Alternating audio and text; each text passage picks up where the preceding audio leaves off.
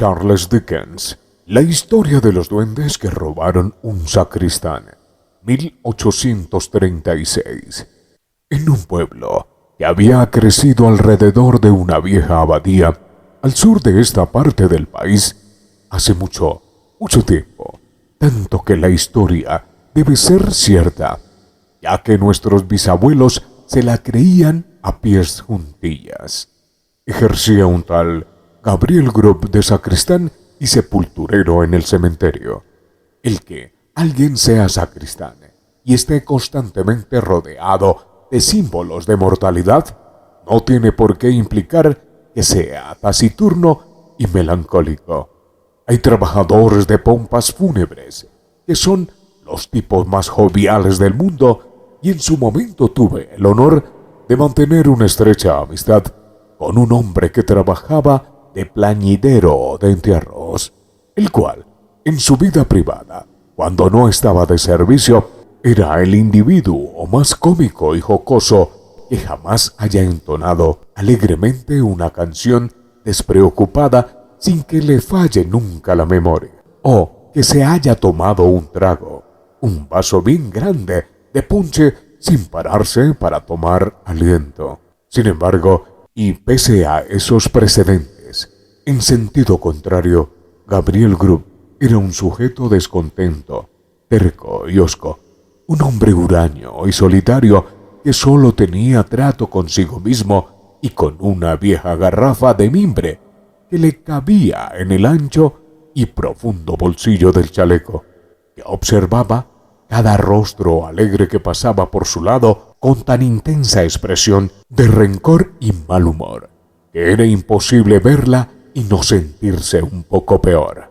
Una noche buena, poco antes del crepúsculo, Gabriel se echó la pala al hombro, encendió el farol y se dirigió hacia el viejo cementerio, ya que tenía que terminar una tumba para la mañana siguiente, y como estaba muy alicaído, pensó que tal vez se animaría si se ponía con la faena de inmediato.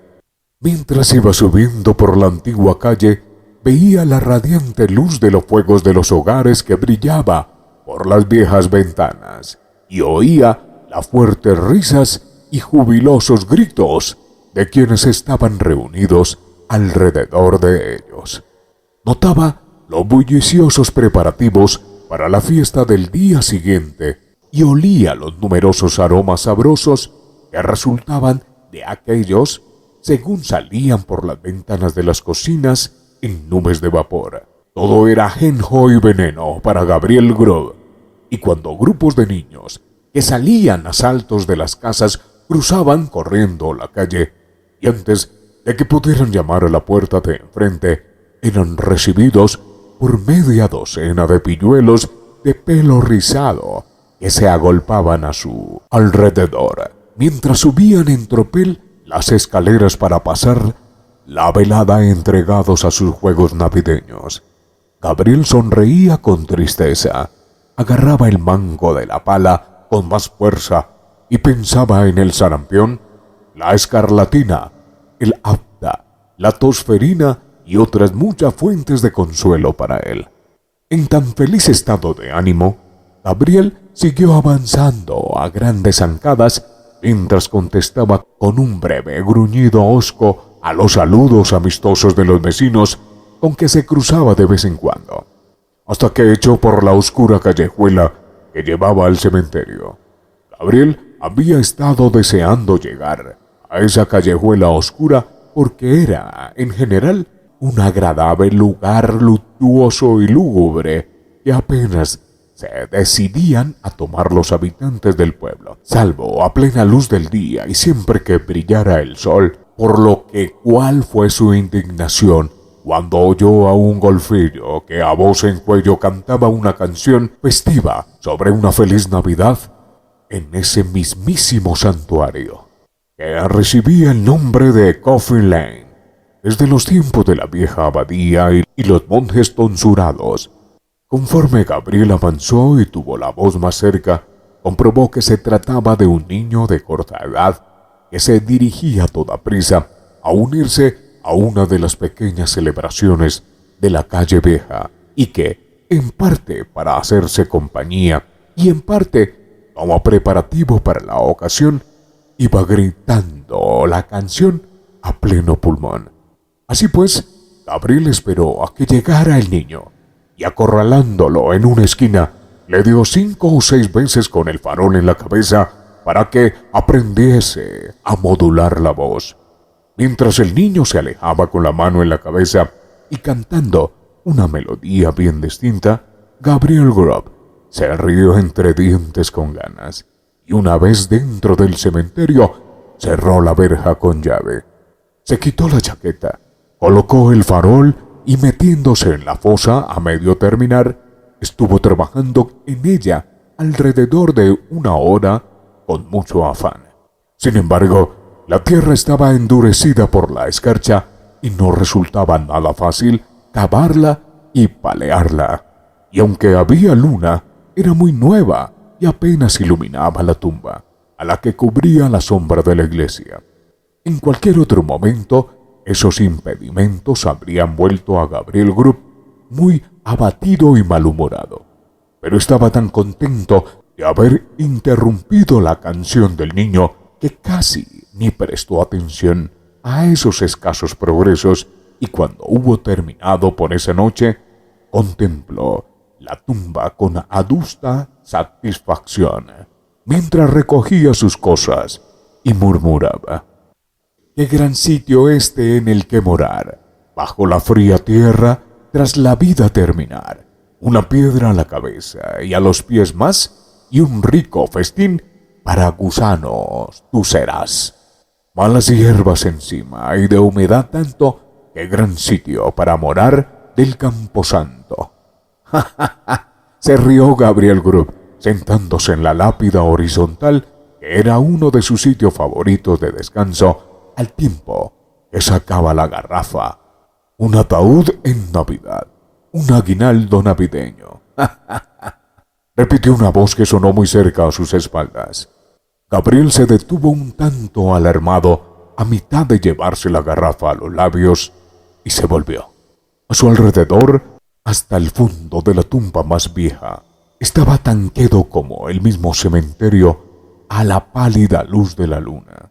La fría escarcha brillaba sobre las lápidas y relucía como hileras de gemas entre las tallas de piedra de la vieja iglesia.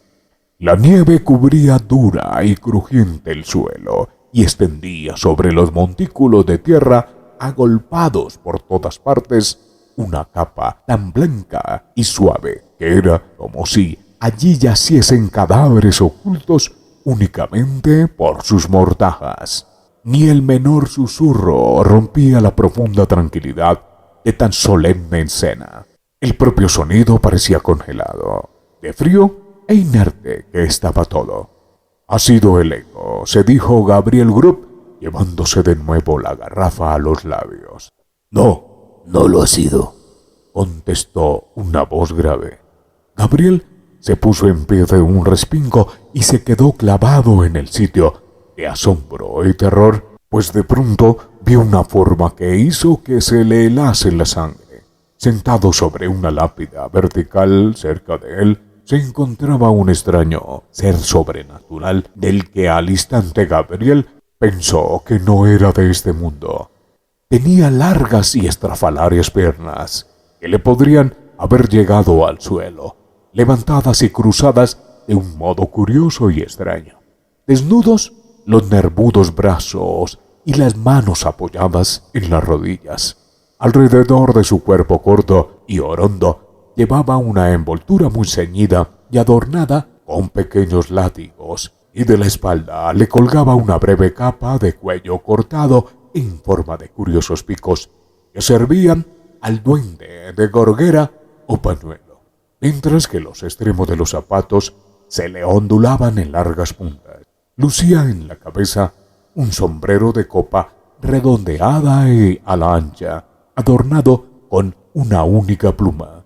El sombrero estaba cubierto de blanca escarcha, y el duende tenía aspecto de llevar cómodamente sentado 200 o 300 años en esa misma lápida. Permanecía totalmente inmóvil, con la lengua afuera como si le hiciese burla, al tiempo que sonreía a Gabriel Grubb de un modo que solo podría lograr un trasgo. «No ha sido el eco», repitió este. Paralizado, Gabriel Grubb fue incapaz de contestar. «¿Qué haces aquí en Nochebuena?», le preguntó el duende en tono severo. «He venido a cavar una fosa, señor», balbuceó Gabriel Grubb. «¿Y qué hombre se dedica a pasearse por cementerios y entre tumbas en una noche como esta?», inquirió el trasgo. «Gabriel Grubb, Gabriel Grubb», gritó un frenético coro de voces que parecieron llenar el camposanto. Gabriel miró muy asustado a su alrededor, pero no vio nada. «¿Qué contiene esa botella?», preguntó el duende. «Ginebra holandesa, señor», contestó el sacristán, el cual tembló entonces más que nunca porque se la había comprado a unos contrabandistas y pensó que tal vez su interrogador perteneciese al servicio de aduanas de los duendes. «¿Y quién bebe ginebra holandesa a solas, en un cementerio y en una noche como esta?», insistió el duende. «Gabriel Grubb, Gabriel Grubb», exclamaron las frenéticas voces de nuevo. El duende sonrió con lasciva y malicia al aterrorizado sacristán y, elevando la voz, preguntó: «¿Y quién es, pues, nuestro justo y legítimo premio?». A esa cuestión, el coro invisible contestó con un son que era como las voces de muchos miembros de un orfeón que cantasen con el fortísimo acompañamiento del viejo órgano de la iglesia. Pareció llegar al sacristán llevado por un suave viento y fue desapareciendo conforme el leve soplo siguió adelante. Y fue desapareciendo conforme el leve soplo siguió adelante. No obstante, la esencia de la respuesta fue la misma. «Gabriel Grubb, Gabriel Grubb». La sonrisa burlona del trasgo fue aún más amplia cuando quiso saber: «Y bien, Gabriel, ¿tú qué dices?». El sacristán respiraba con dificultad. «¿Qué opinas de esto, Gabriel?», preguntó el duende, levantando los pies a ambos lados de la lápida y mirándose las largas puntas onduladas con la misma complacencia que si hubiera estado contemplando el par de botas de montar Wellington más elegantes de todo Bond Street. «Son muy curiosos, señor», contestó el sacristán, medio muerto de miedo. «Muy curiosos y muy bonitos. Pero si no le importa, señor, me voy a terminar el trabajo». «¿Trabajo?», dijo el duende. «¿Qué trabajo?». «La tumba, señor, a terminar la tumba», balbuceó el sacristán. «Ah, ¿con qué la tumba? ¿Y quién se dedica a cavar tumbas mientras los demás se divierten y encima le gusta?». De nuevo las misteriosas voces respondieron: «Gabriel Grubb, Gabriel Grubb, me temo que mis amigos te quieren para ellos, Gabriel», dijo el duende, empujando la lengua contra la mejilla más que nunca. Y bien asombrosa que era esa lengua. «Sí, me temo que mis amigos te quieren, Gabriel», repitió. «Si es tan amable, señor», contestó el horrorizado sacristán, «no creo que sea así, señor, porque no me conocen, señor. No creo que esos caballeros me hayan visto nunca, señor». «Ah, sí que te conocen», replicó el duende. «Conocemos muy bien al hombre de rostro malhumorado y ceño fruncido que ha venido esta noche por la calle lanzando miradas malignas a los niños y agarrando aún más fuerte su pala de sepulturero. Conocemos muy bien al hombre que ha golpeado al niño por pura maldad y envidia, porque el niño era feliz y él no podía. Lo conocemos, sí, lo conocemos muy bien». Entonces el duende soltó una fuerte risa estridente que el eco devolvió ampliada por 20, y elevando las piernas se puso a hacer el pino sobre su cabeza, o más bien sobre el mismísimo extremo del sombrero.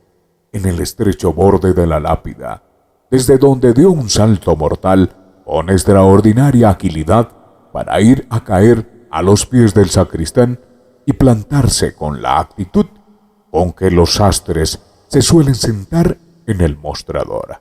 «Perdóneme, pero voy a tener que dejarle, señor», dijo el sacristán intentando moverse. ¿Dejarnos?, exclamó el trasgo. «¿Que Gabriel Group va a dejarnos?»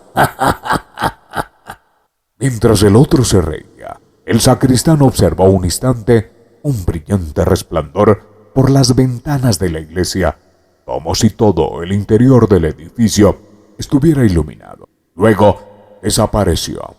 El órgano tocó un alegre aire y un auténtico tropel de duendes, iguales al primero, salieron al cementerio y empezaron a jugar, a saltar al potro sobre las lápidas, sin que se detuvieran ni un momento para tomar aliento, sino que superaban al que más alto llegaba, uno tras otro con extraordinaria destreza.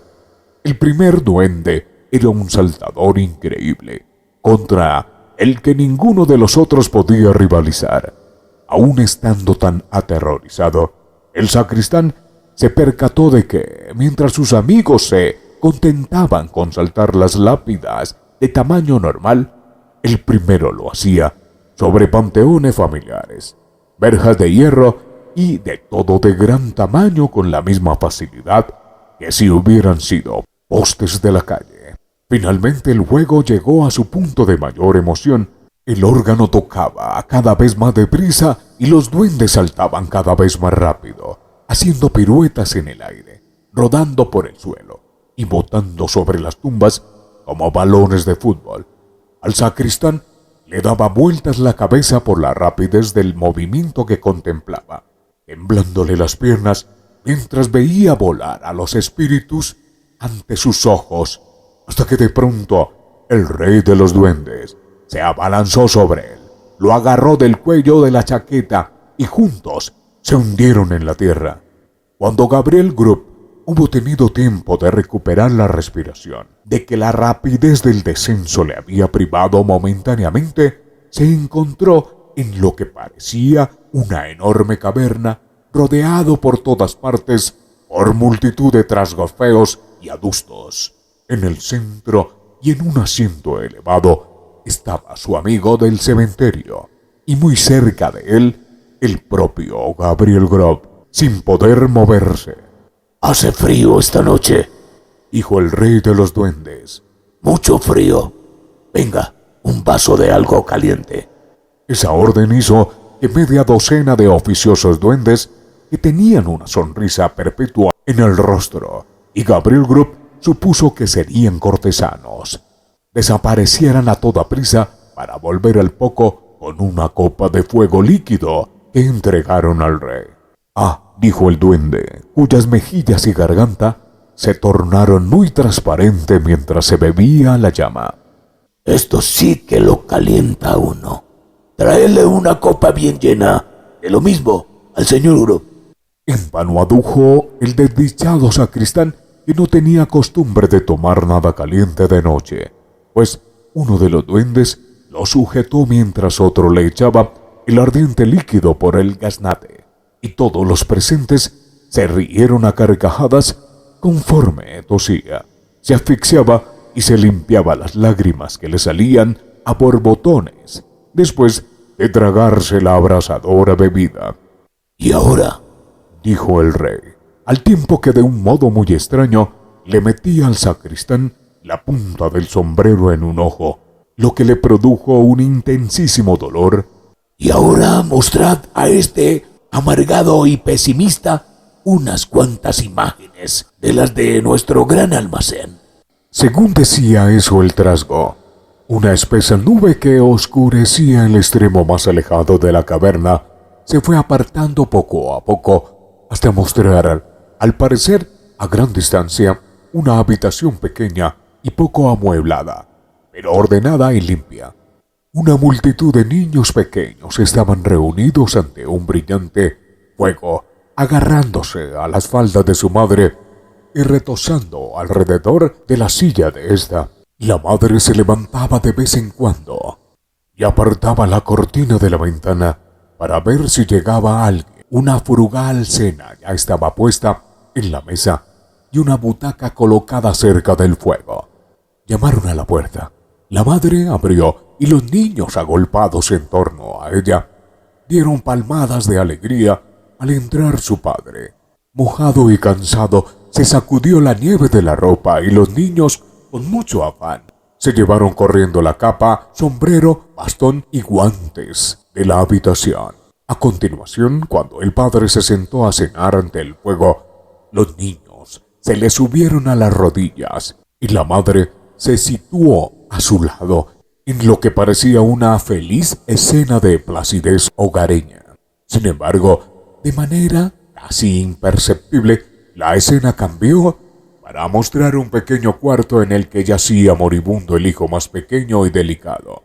Las rosas ya habían abandonado sus mejillas y la luz sus ojos, y mientras el sacristán lo contemplaba con un interés que nunca había sentido o conocido, el niño murió.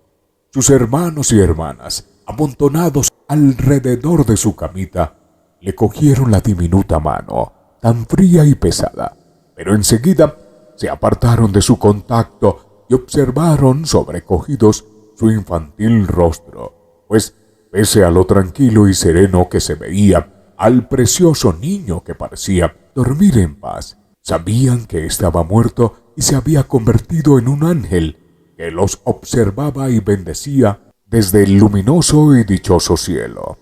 De nuevo, la nube pasó por delante de la imagen y de nuevo esta cambió. Ahora los padres eran ancianos y desvalidos, y el número de quienes lo rodeaban había disminuido en más de la mitad. Pero el contento y la alegría presidían todos los rostros y brillaban en todos los ojos según, sentados alrededor del fuego, contaban y escuchaban viejas historias de antaño. Lenta y pacíficamente, el padre se fue a la tumba y poco después, la que había compartido todas sus penas y preocupaciones, lo siguió al mismo lugar de descanso eterno. Los pocos que aún le sobrevivían se arrodillaron ante su lápida y regaron con sus lágrimas el verde césped que la cubría. Luego se levantaron y marcharon, tristes y abrumados, mas sin llantos de amargura, pues sabían que algún día se volverían a reunir todos, y al mezclarse de nuevo con el ajetreado mundo, recuperaron el contento y la alegría. La nube cayó sobre la escena, ocultándosela al sacristán.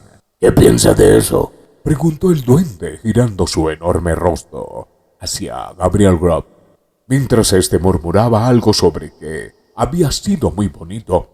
Con aspecto de sentirse un tanto avergonzado, el trasgo agachó su feroz mirada hacia él. ¿Que tú eres desdichado?, bramó con desmesurado desprecio. ¿Tú?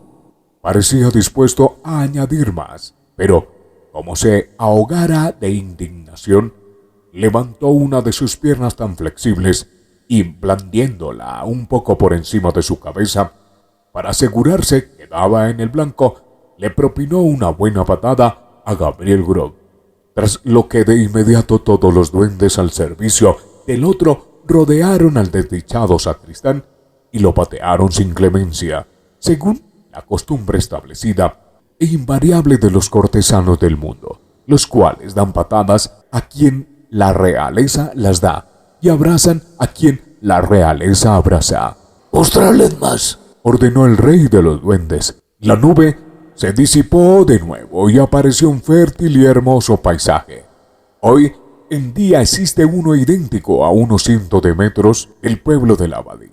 El sol brillaba en el despejado cielo azul, el agua relucía bajo sus rayos y los árboles parecían más verdes y las flores más alegres por su reconfortante influencia. El agua susurraba de un modo muy placentero. Los árboles se movían por el ligero viento que murmuraba entre sus hojas. Los pájaros cantaban en las ramas y la alondra recibía alegremente con su fuerte son a la mañana. Sí, era por la mañana. una resplandeciente, templada y agradable mañana de verano, y hasta la hoja más diminuta y la brizna de hierba más pequeña estaban llenas del instinto de la vida. La hormiga salió con sigilo para realizar su labor diaria. La mariposa revoloteaba y disfrutaba de los cálidos rayos de sol, y miríadas de insectos abrían sus alas transparentes y se deleitaban de su existencia breve pero feliz. Las personas caminaban por allí contemplando extasiadas tal escena, en la que todo era luminosidad y esplendor. ¿Que tú eres desdichado? Repitió el rey de los duendes en tono aún más despectivo que antes. Y de nuevo blandió la pierna, que de nuevo cayó en el hombro del sacristán, y de nuevo los duendes de su séquito imitaron el ejemplo de su señor. Muchas veces pasó la nube y muchas lecciones enseñó a Gabriel Grubb, el cual, aunque los hombros le ardían de dolor por la frecuente aplicación de los pies del duende en ellos, miraba con un interés que nada podía hacer disminuir. Vio que hombres que trabajaban mucho y se ganaban el escaso pan con toda una vida de esfuerzo estaban alegres y contentos, y que, hasta para el más ignorante, el dulce rostro de la naturaleza era una fuente inagotable de dicha y regocijo. Vio a quienes, habiendo sido alimentados con manjares y criados con toda ternura, mostraban un buen humor en los momentos de privaciones y una fortaleza ante sufrimientos que podrían haber acabado con otros muchos más curtidos por la vida, por albergar ellos en su pecho los fundamentos de la felicidad, la satisfacción y la paz.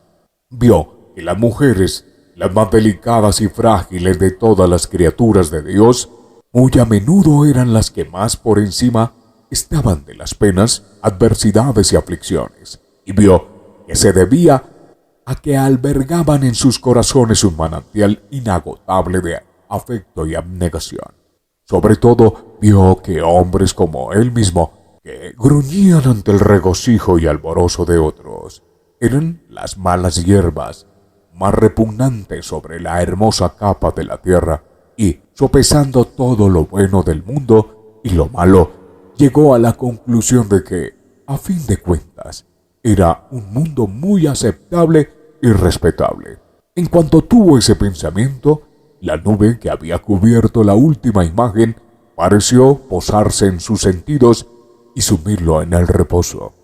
Uno a uno los duendes fueron desvaneciéndose de su vista, y según el último desaparecía, él cayó dormido. Ya había despuntado el día cuando Gabriel Grubb despertó y se encontró con que estaba tumbado cuán largo era sobre la lápida horizontal del cementerio, con la garrafa vacía a su lado y la chaqueta, pala y farol bien blanqueados por la escarcha de esa noche y esparcidos por el suelo. La losa sobre la que había visto al principio sentado al duende se erguía muy tiesa ante él, y la tumba en que había estado trabajando la noche anterior no se hallaba muy lejos. En un primer momento tuvo la duda de que sus aventuras hubiesen sido reales, pero el intenso dolor de hombros cuando intentó levantarse lo convenció de que las patadas de los duendes no habían sido, en modo alguno, imaginarias. También le dejó estupefacto que no se percibiesen huellas en la nieve sobre la que los duendes habían estado jugando a saltar al potro sobre las lápidas. Pero rápidamente se explicó esa circunstancia al recordar que, siendo espíritus, no dejarían rastros visibles tras ellos. Así pues, Gabriel Grubb se levantó como pudo por el dolor de espalda y después de sacudir la escarcha de la chaqueta, se la puso y se volvió para dirigirse hacia la ciudad. Sin embargo, era un hombre distinto y no soportaba la idea de regresar a un lugar en el que se burlarían de su arrepentimiento y no se creerían su transformación. Después de vacilar unos instantes, echó a andar en sentido contrario para vagar por donde fuera y ganarse el pan en alguna otra parte. Ese día encontraron el farol, la pala y la garrafa en el cementerio. Al principio hubo muchas especulaciones sobre lo que le pudiera haber pasado al sacristán, pero rápidamente determinaron que se lo habían llevado los duendes. No faltaron algunos testigos muy creíbles que afirmaron haber visto que se iba por los aires montando en un caballo zaino, ciego de un ojo, con patas traseras de león y cola de oso. Al fin todo eso llegó a ser creído fielmente, y el nuevo sacristán acostumbraba a mostrar a los curiosos, a cambio de un nimio emolumento, un pedazo de buen tamaño de la veleta de la iglesia que el caballo antes mencionado había partido accidentalmente durante su vuelo, y que él había recogido del cementerio 1 o 2 años después. Lamentablemente, esos cuentos quedaron un tanto trastocados con la repentina reaparición del propio Gabriel Grob unos 10 años después, convertido en un anciano harapiento, resignado y con reuma. Contó su historia al clérigo y también al alcalde, y con el paso del tiempo empezó a tenerse por totalmente verídica, que es como ha llegado hasta nuestros días. No fue fácil que los que se habían tragado lo de la veleta, como ya los habían engañado una vez, se decidieran a creerle. Así que pusieron toda la cara de sagacidad de la que fueron capaces. Se encogieron de hombros, se tocaron la frente y murmuraron algo sobre Gabriel Grob. Se tocaron la frente y murmuraron algo sobre que Gabriel Grob se habría bebido toda la ginebra holandesa y después se habría quedado dormido sobre la lápida, y pretendieron explicar lo que él creía haber presenciado en la caverna de los duendes, alegando que a partir de entonces había visto mundo y se había vuelto más sabio. Sin embargo, esa opinión, que en ningún momento gozó de mucha aceptación, poco a poco se fue olvidando, y ocurriera lo que ocurriese, como Gabriel Grob padeció de reuma hasta el final de sus días.